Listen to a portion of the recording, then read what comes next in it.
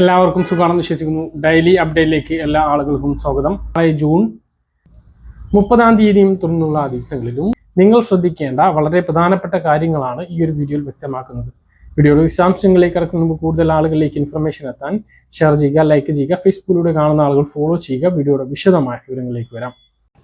സംസ്ഥാനത്ത് ജൂൺ മാസത്തെ ക്ഷേമ പെൻഷൻ വിതരണം തുടരുകയാണ്. ജൂലൈ 3-നുള്ളിൽ പെൻഷൻ വിതരണം പൂർത്തീകരിക്കും. റേഷൻ വാങ്ങാനുള്ള അവസരം നാളത്തോടുകൂടി അവസാനിക്കും. ഇനിയും വാങ്ങാനുള്ളവർ നാളെ തന്നെ പോയിട്ട് വാങ്ങാൻ ശ്രദ്ധിക്കുക. സംസ്ഥാനത്ത് അടുത്ത 5 ദിവസം ശക്തമായ മഴ തുടരുമെന്ന് കാലാവസ്ഥാ വകുപ്പ് അറിയിച്ചിട്ടുണ്ട്.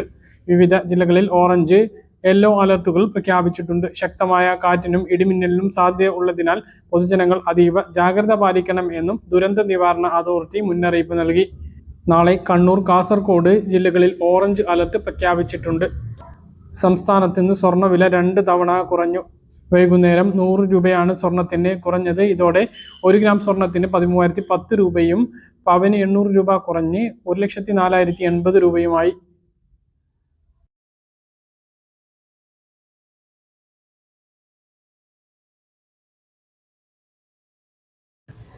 ജൂലൈ 1 മുതൽ നിങ്ങളുടെ സാമ്പത്തിക ഇടപാടുകളെയും രേഖകളെയും ബാധിക്കുന്ന നിരവധി പുതിയ നിയന്ത്രണങ്ങൾ നിലവിൽ വരികയാണ്. ആധാർ നിയമങ്ങളിലെ മാറ്റങ്ങൾ, LPGയിൽ വരുന്ന മാറ്റങ്ങൾ വരെ ഇതിൽ ഉൾപ്പെടുന്നു. എന്തൊക്കെയാണ് മാറ്റങ്ങൾ എന്നുള്ളതാണ് ഇനി പറയുന്നത്. ഏറ്റവും പ്രധാനപ്പെട്ടത്, ആദായ നികുതി റിട്ടേൺ സമർപ്പിക്കുന്നതിനുള്ള അവസാന തീയതി ജൂലൈ 31. ശമ്പളമുള്ളവർ മൂലധന നേട്ടം, സ്വത്തുക്കൾ എന്നിവയിൽ നിന്നുള്ള വരുമാനങ്ങൾ ITR 1, ITR 2 ഫോമുകൾ പൂരിപ്പിച്ച് നൽകണം.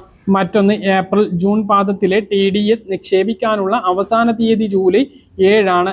ഇന്ത്യൻ റെയിൽവേയിലും പുതിയ മാറ്റങ്ങൾ വരികയാണ്.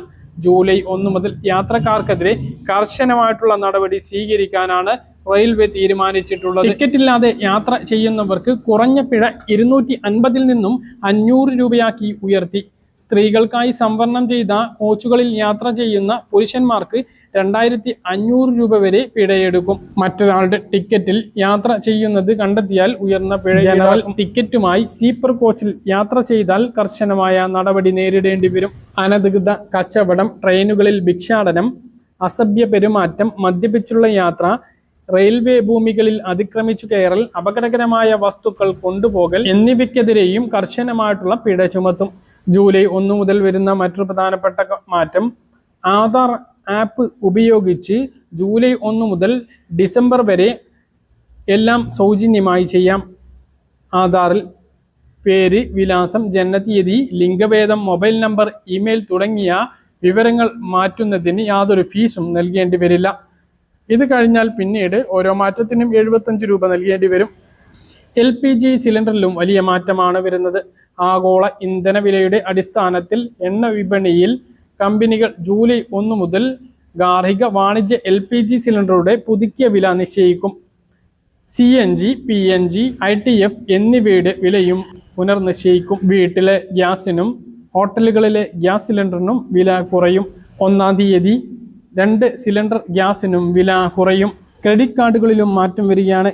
HDFC bank Regalia gold credit കാർഡുകൾ ഉപയോഗിച്ചുള്ള വിമാനത്താവളങ്ങളിൽ ലോഞ്ച് സൗകര്യം ലഭിക്കുന്നതിന് മുൻപാദങ്ങളിൽ കുറഞ്ഞത് 60,000 രൂപയെങ്കിലും ചെലവഴിച്ചിരിക്കണം. ജൂലൈ 1 മുതൽ പുതിയ നിയമം പ്രാബല്യത്തിൽ വരും.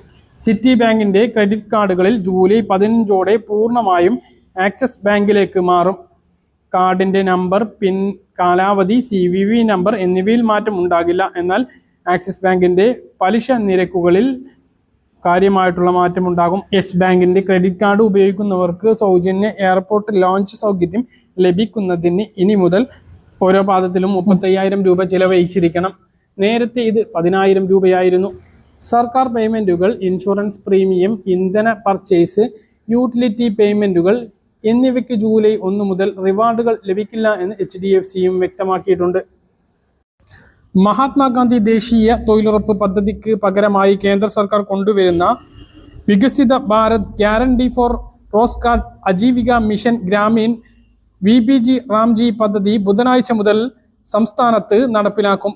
ശനിയാഴ്ച ഇത് സംബന്ധിച്ച് സംസ്ഥാന സർക്കാർ വിജ്ഞാപനം ഇറക്കിന് 100 ദിവസത്തിന് പകരം 125 ദിവസം ഉറപ്പാക്കുമെന്ന് വിജ്ഞാപനത്തിൽ പറയുന്നു. ജലസുരക്ഷ, ഗ്രാമീണ അടിസ്ഥാന സൗകര്യം, ജീവനോപാധി അടിസ്ഥാന സൗകര്യം, ദുരന്ത നിവാരണം എന്നീ 4 വിഭാഗങ്ങളിലാണ് പ്രവർത്തികൾ.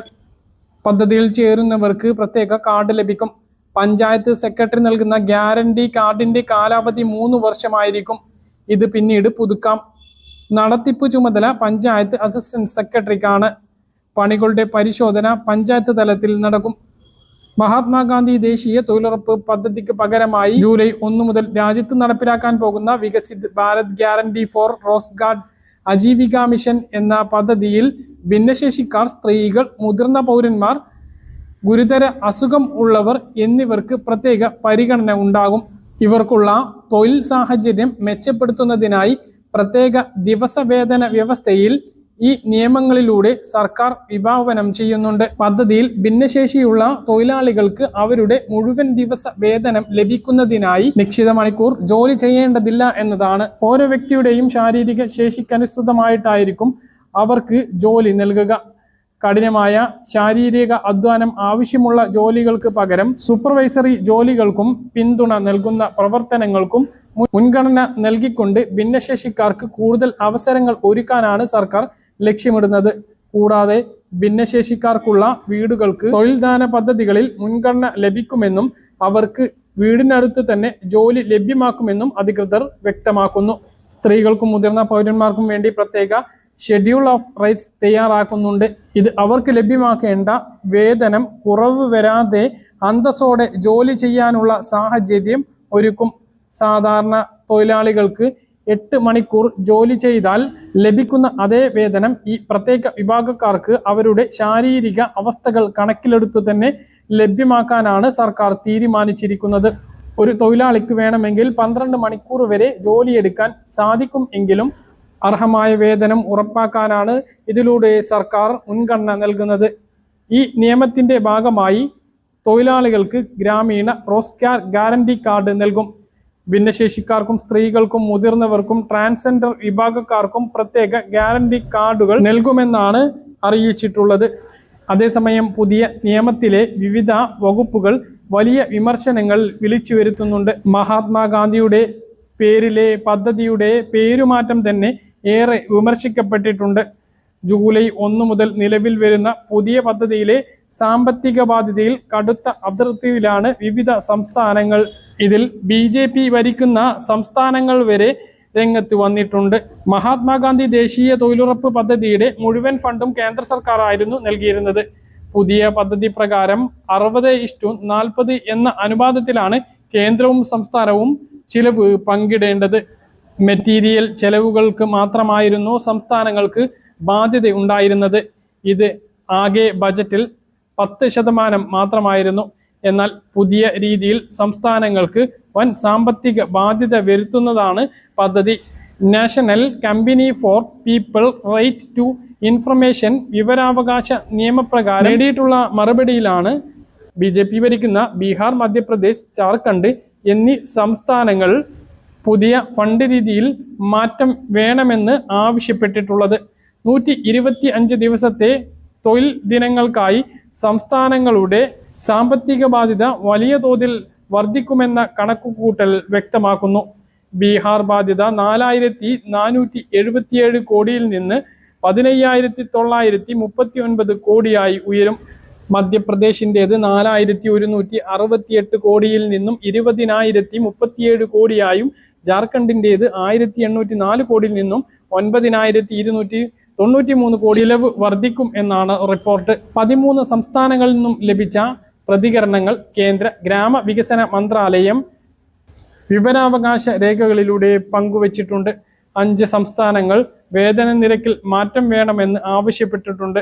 നിലവിലെ വേതനം വിപണി നിരക്കിലേക്കാൾ കുറവാണ് എന്നതാണ് ഇവരുടെ വാദം. കർഷക സീസണുകളിൽ 60 ദിവസത്തേക്ക് തൊഴിൽ നിർത്തിവെക്കാനുള്ള വ്യവസ്ഥയെ 4 സംസ്ഥാനങ്ങൾ എതിർത്തിട്ടുണ്ട്. പേയ്മെൻറ്റുകൾ വൈകുന്നതിനെതിരെ മിക്കവാറും എല്ലാ സംസ്ഥാനങ്ങളും പരാതി ഉയർത്തിയിട്ടുമുണ്ട്. 90:10 എന്ന നിലവിലെ അനുകൂല അനുപാതത്തിൽ ഫണ്ട് ലഭിക്കുന്ന സിക്കിം, ഉത്തരാഖണ്ഡ് തുടങ്ങിയ സംസ്ഥാനങ്ങളും പുതിയ വ്യവസ്ഥകളിൽ പുനഃപരിശോധന ആവശ്യപ്പെട്ടിട്ടുണ്ട്. ഭൂപ്രകൃതിയുടെ പ്രത്യേകതകൾ ചൂണ്ടിക്കാട്ടി വേതനത്തിന്റെ മുഴുവൻ തുകയും കേന്ദ്രം തന്നെ നൽകണം എന്നതാണ് ഉത്തരാഖണ്ഡ് ആവശ്യപ്പെട്ടിട്ടുള്ളത്. ഗ്രാമീണ കുടുംബങ്ങൾക്ക് പ്രതിവർഷം 125 ദിവസം തൊഴിൽ ഉറപ്പാക്കുക എന്നതാണ് VBG-RAM പദ്ധതിയുടെ ലക്ഷ്യം. എന്നാൽ കേന്ദ്രം നിശ്ചയിക്കുന്ന പരിധിക്ക് മുകളിലുള്ള മുഴുവൻ ചെലവും സംസ്ഥാനങ്ങൾ വഹിക്കേണ്ടി വരും എന്ന വലിയ വെല്ലുവിളിയാണ് കേരളം ഉൾപ്പെടെയുള്ള ഓരോ സംസ്ഥാനത്തിനും പാരയാകുന്നത്. അപ്പോൾ ഇതാണ് പുതിയ തൊഴിലുറപ്പ് പദ്ധതിക്ക് പകരമായി വരുന്ന VBG-RAMG പദ്ധതിയുമായി ബന്ധപ്പെട്ട ഏറ്റവും വലിയ അറിയിപ്പ്. സംസ്ഥാനത്ത് ജൂൺ മാസത്തെ ക്ഷേമ പെൻഷൻ വിതരണം ഏകദേശം പൂർത്തിയായി തുടങ്ങിയിട്ടുണ്ട്. കൂടുതൽ പ്രദേശങ്ങളിൽ ഇന്ന് കയ്യിൽ വിതരണം സജീവമായിട്ടുണ്ട്. നാളെയും മറ്റന്നാളും ഒക്കെ ആയിട്ട് പെൻഷൻ വിതരണം പൂർത്തീകരിക്കും. 3-ാം തീയതിക്ക് ശേഷം ആർക്കും പെൻഷൻ ലഭിക്കാനുണ്ടാകില്ല. കേന്ദ്ര വിഹിതത്തിന്റെ വിതരണം തൊട്ടടുത്ത ദിവസങ്ങളിൽ തന്നെ ആരംഭിക്കുന്നതാണ്. ജൂലൈ മാസത്തെ പെൻഷനും താമസിക്കാതെ ലഭിക്കും. ജൂലൈ 21-ന് കടമെടുപ്പിന് ശേഷം 22, 23, 24 തീയതികളിലായി ബാങ്ക് അക്കൗണ്ടിൽ വിതരണം. പറഞ്ഞ കാര്യങ്ങൾ കൃത്യമായിട്ട് മനസ്സിലാണെന്ന് കരുതുന്നു. ഇതുപോലുള്ള ഇൻഫർമേഷനുകൾക്ക് ഫോളോ ചെയ്യുക, സബ്സ്ക്രൈബ് ചെയ്യുക. മറ്റൊരു വീഡിയോയുമായി നമുക്ക് കാണാം. ബൈ.